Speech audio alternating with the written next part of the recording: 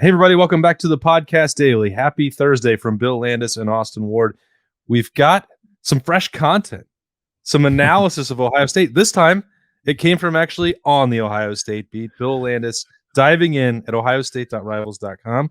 Use code DTE30 if you would like to read that or anything else for the next 30 days for free.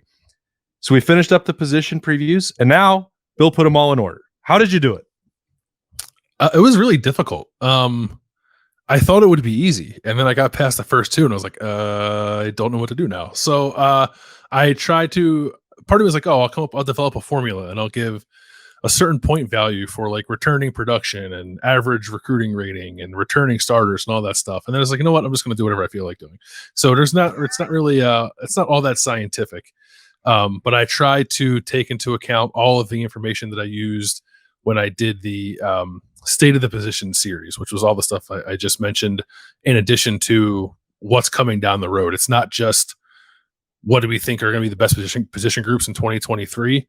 If it were that, maybe it would probably look a little bit different. But I try to take into account to the future, as we talked about on here during all the position group breakdowns, like what's committed or who is committed in 24 and 25, or like who do we think they're going to get, who might come back after this year, that kind of stuff. So I tried to take all of that into account and spit out these rankings of the position groups. I don't think that anyone could do this exercise that you did and come to a different conclusion at number one. Mm-hmm. But I tried to go into your rankings blind and figure out, where does Bill have them? Where would I put them? And I had the same number two, but I was curious how close the margin was between wide receivers, which are obviously the most loaded position group, not just at Ohio State, but in the entire country now and into the future, and what you had at number two, which was the linebackers. It's probably it's closer in my mind than the public at large would probably assume. Like if you're a diehard Ohio State fan, which I imagine the majority of our audience, if not all of our audience is, they probably think of it a little differently. Like they were really good last year, Ohio State's linebackers, and like Ohio State's receivers were probably the best in the country, or in that conversation. Maybe Ohio State's linebackers were not quite there, but I think both of the position groups are there this year. And like Marvin Harrison Jr. is best receiver in college football. I think you can have a conversation about Tommy Eichenberg is the best linebacker in college football. And then the counterparts, Emeka Egbuka and Steel Chambers, I think are very good. It's a little different because you're talking about, like, no doubt about it, first round talent with the receivers, and that's not the case with the linebackers. But part of that too is like positional value, and I try to take that into account as well. Like the receivers are just, I think, in a different way, sort of the thing that makes the offense go, and by default, like the program go. So I gave them the nod, but I don't think I would listen really all that long to an argument for the linebackers to be number one, but I think it is worth mentioning that it's not a monumental gap between the two. It's not a huge gap between the two. The recruiting pedigree, I think, gives the receivers a little bit of an edge too. Like they're going to lose Marvin and Emeka, and then Heartline's going to reload with like 5 more top 100 receivers, and most of them are 5-star prospects. The linebackers are pretty well positioned to reload as well, but the recruiting rankings are not quite the same. What I thought was interesting was you have Marvin and Tommy Eichenberg, the case to be the best player in the country at their position. These really good players who maybe don't get the due in Emeka Egbuka and Steel Chambers, at least maybe nationally.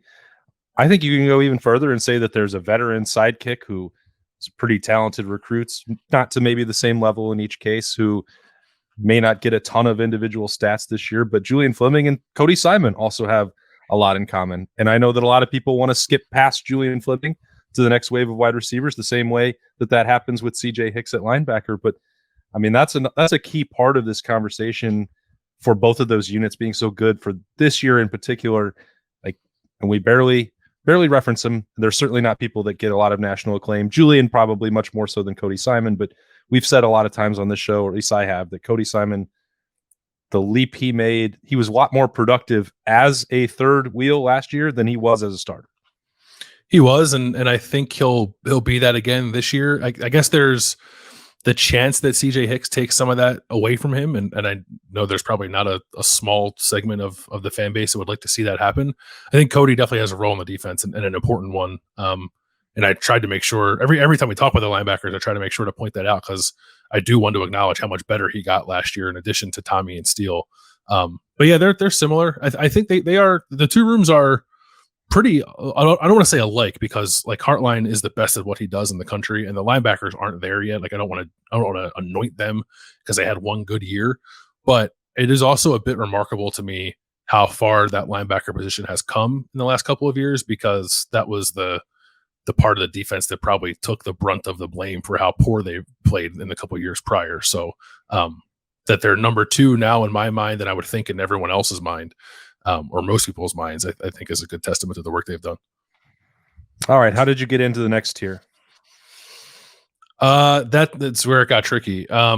Because I guess you could go a number of ways, right? You could kind of bank on projection, and a lot of it is projection. You can bank on returning production and like depth in the room, and I probably leaned a little more toward that when I put the running backs third. But I went back and forth between running backs, defensive tackle, defensive end, interior offensive line a little bit for like the third and the fourth spot. But I ended up going with the running backs number 3, defensive end 4, defensive tackle 5. And then I guess we can pause there and get to the quarterbacks in a second. But that was kind of the thought process of how I slotted 3, 4, and 5. But I didn't feel great about it. Like I didn't feel very convicted in my decisions.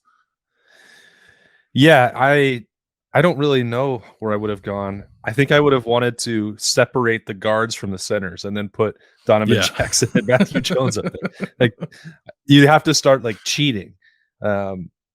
Defensive tackle, I think, has a decent claim in terms of what you're looking at, with maybe being built up for the future, plus returning production, plus potential if Tyleek takes the next step. All these other things that we talked about in the individual unit breakdowns over the last couple of weeks. Yeah, I mean, a healthy Mike Hall changes everything about this team, or at least a Mike Hall that gets to play, even if he's not healthy, at 80% or whatever he was against Michigan State. That version is hugely significant. So the same way that a next evolution for JT Tuimoloau and Jack Sawyer elevates the defensive ends. There's a lot to work with there for Larry Johnson, and a lot of potential, a lot of upside. I think that maybe I would have given a little bit more attention to the tight ends, who are pretty low on your list. Mm-hmm. I think I'm pretty bullish on that group, and then the combination of like Cade Stover's returning productivity, what we saw from Joe Royer, the glimpses from G. Scott, if that elevates, and then what they've got in the future pipeline with Jelani Thurman, especially. I really like the makings of that group. It's never that sexy to talk about tight ends, and it's always hard to quantify because we know that Ohio State's not going to throw the football to them 50 times this year. That's maybe 50. They're not going to throw it more than that. How about that? I'll just make a bold prediction and drill down right now. They're a group that I thought maybe I would have elevated into that conversation. But I can understand why you didn't, if you're basing it off of last year, where Cade Stover, dipped just a bit down the stretch, and you didn't see a lot of Joe Royer. G. Scott, still hasn't elevated himself into a regular role. So I get that. I'm skipping around on a lot of those positions, but I just, if we were talking 3 to 5-ish, I thought there may have been a way to get them in there. I definitely thought about it. And I will say that, so there are 11 total, because I broke up the 2 defensive line spots into 2 offensive line, tackle and interior. So 3 through 10 kind of all feel on a very similar plane to me. It's like 1 and 2 are separate, and I think 11 is separate on the bottom half, but the rest in the middle are all kind of similar. And I moved them around a lot as I was putting the story together. I basically wrote all the blurbs and then tried to decide where I wanted to put them. And I probably moved tight end up 2 spots a couple times, and then moved them down a couple spots. And I ended up putting them 8th, but that's not me saying that I don't think that position group is good. Part of it is trying to game out what the impact might be. And I guess my thought process was, if you take running backs, defensive tackle, defensive end, and tight end, let's say, and say all those position groups are going to maximize their potential this year, I think the impact, and then you rank like the impact that would make on the team, I think the tight ends would be last, just because of the way that Ohio State uses the position. But I still think it's going to be a good one. And like Cade is back. That's awesome. I'm just as high on Jelani Thurman as everyone else. And I'm really excited about the future of that position. I question I don't question might be wrong, but like, I think they need to prove that the depth is there. They seem very confident that it is, but I'd like to see it play out before I like fully embrace that idea. So that knocked them down a little bit for me.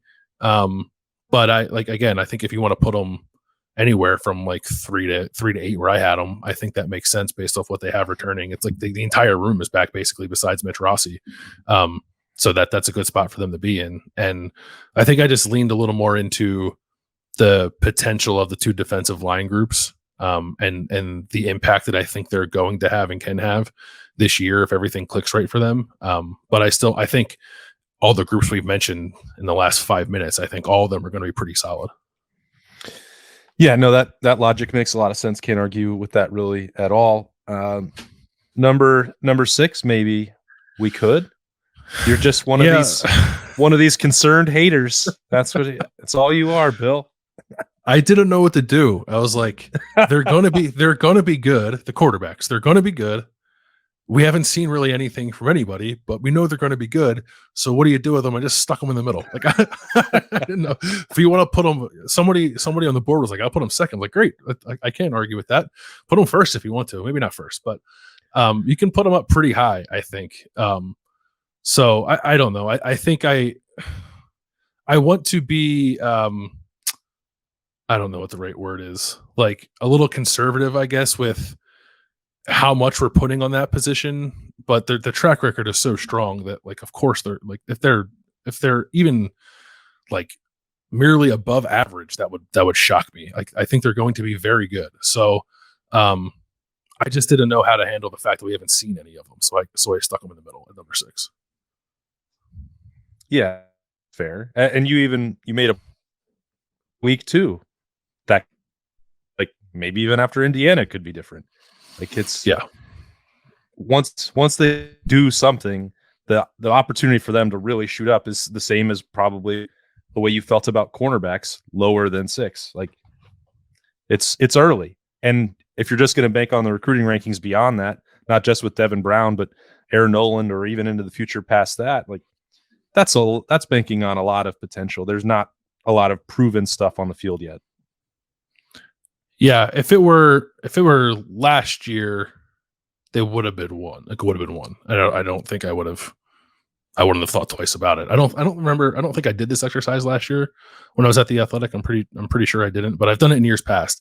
And I think the last time I might have done it 2 years ago, and I think I had quarterback pretty low too because it was CJ Stroud's first year as a starter. Like we didn't know. So, and then it turned out he was really good, and I think it'll turn out the same way with these guys. So I hope people didn't see like 6 quarterback and think that I was joining the chorus of people who think that it is a concern for Ohio State after the conversation we had on Wednesday.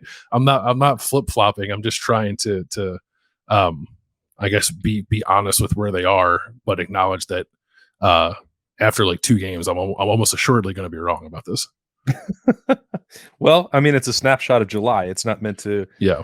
I mean, it's hard, right? It's kind of like those bizarre ESPN FPIs. Like they're meant to be forward-looking predictions, but they're based on, current returning production levels and recruiting rankings, which are by nature not certain and are predictive and subject to change. So, yeah, like. I always had a hard time when I was at ESPN, like explaining that. Like, it's not. I don't know. They're all guesses. Everything is a guess. Everything's a guess. Yeah. Until you go play a game, like I don't know. Betting lines are guesses. It was pretty crazy to me, and I guess I just haven't thought about it in these terms. Like after Ohio State got the commitment from Tavian St. Clair, it's like they are set for like the next 8 years at the position. And then I guess like stuff can change. It's crazy. But like to have Kyle McCord, Devin Brown, Lincoln Keeholtz, Aaron Noland, who's like a 5-star some places now committed, and then Tavian St. Clair already committed in 2025. It's like, it's great for Ohio State, but it's kind of odd to me that they are like that far ahead of schedule at that position already. All right. What else after the quarterbacks for you stood out?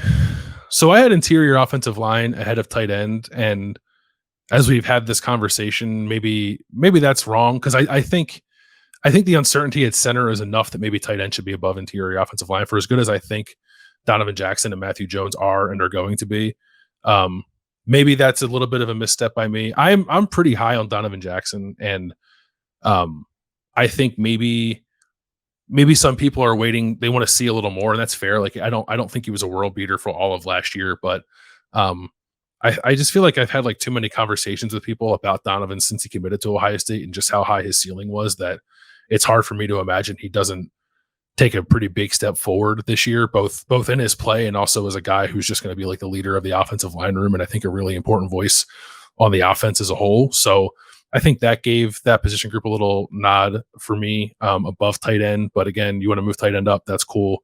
I had interior offensive line 7, tight end 8, and then I got into the secondary. Cornerback at 9 and safety at 10. I guess you could flip flop it if you want to. I feel like cornerback has more known commodities, because even though Denzel Burke probably fairly had a little bit of a step back last year, I think there are reasonable explanations for why that happened, and a reason to be bullish on him being better this year. By a little bit of the Jordan Hancock stock, and then you see what Davidson Igbinosun did at Ole Miss last year, and then you like factor in the depth in the room, and on top of that, and I think I feel a little better about that position group than I do safety, but they're on a similar plane, I think, in my mind. I don't know how you view those two groups. It almost comes down to there's so much similarity again between those two position groups, and you could go spot by spot and say which one is at this part of the development, which one is the potential bet, young star coming along. You could do that for each of them, which means it probably comes down to, do you think Denzel Burke or Lathan Ransom is going to be the more impactful player? And you could make a case for either one. I think I would, at this point, I'm in the same boat as you, that after what I saw from a healthier version, especially in the Peach Bowl, plus the winter workout reviews and the spring practice stuff we saw, I think I'm more willing to make that wager on Denzel Burke right now. Not a knock on Lathan in any way, just there seems to be something clicking right there that I think can be really, really fun to watch and really good for Ohio State this season. I wouldn't question anybody who wanted to make that pick on Lathan in the inverse. Like, that's fine too. I don't think there's a wrong answer, but right now I'd say that I probably feel a little bit better. If everything else is even, I'd say Denzel is probably slightly ahead in my individual power rankings, which then elevates his position. I would agree with that. And I also think, like I did, as I said before, try to factor in the future a little bit here, and the fact that the corners just got Bryce West. They're in a pretty good spot, it seems, to get Aaron Scott at the end of the month, Miles Lockhart as well, perhaps. And then at safety, they have the commitment from Jalen McClain, but like, are they going to get KJ Bolden? Like, I don't know. If I knew right now that they had KJ Bolden in the fold already, that might be enough for me to put the safeties like one spot up and put them above a cornerback. But I kind of feel like they're in a position now, and I wrote this, where they have to replace 2 new starters at safety, and they could be in that same exact position again next year if Lathan Ransom and Jahad Carter, let's say, go to the NFL. Then all you have back is Sonny Styles. There's a little bit of a long game there at that position that I think is a tad bit unclear. Not to say that I don't like the players. Like, I like Malik Harford, like Jaden Bonsu, Cedric Hawkins. I thought those were all good kits in their respective recruiting classes. Or I guess they're all in the same recruiting class. But I just feel like corner is slightly better now. It's probably splitting hairs. But if you look long term, I think that room has just a little more depth to it. And we can try to figure out who might start like in 2024 and 2025. And I did try to take that into consideration some. Then I don't think there were a lot of real surprises there as you wrapped it up. Yeah. It's not, I think I'm less concerned about offensive tackle, like maybe slightly, than I was going into the spring. And a lot of that is the addition of Josh Simmons since the end of spring. And I think we talked about this when we did the position breakdown. Like, the idea that you could have 2 years of Josh Fryer and Josh Simmons starting while the rest of that room develops, I think is really good.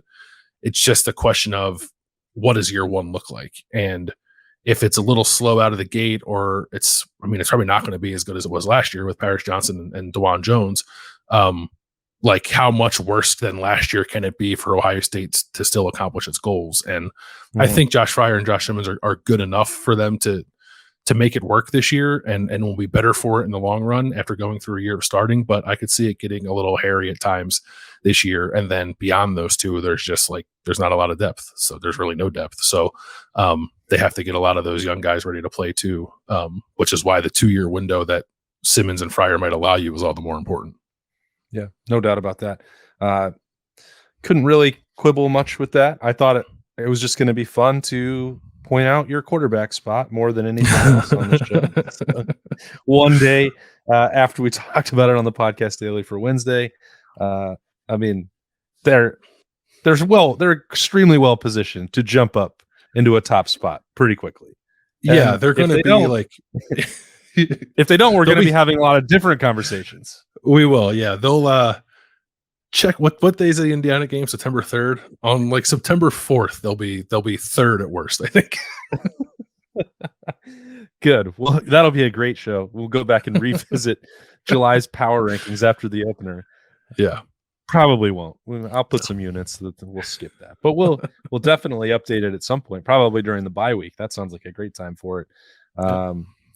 And then we'll figure something else to talk about on Freaky Friday. We've got a couple guests lined up for some versions of the podcast daily in the coming days. We know that you all want to hear some fresh stuff, so we're going to try our best to get that as we still sit about 3 weeks away, or inside 3 weeks until Big Ten Media Days for Ohio State.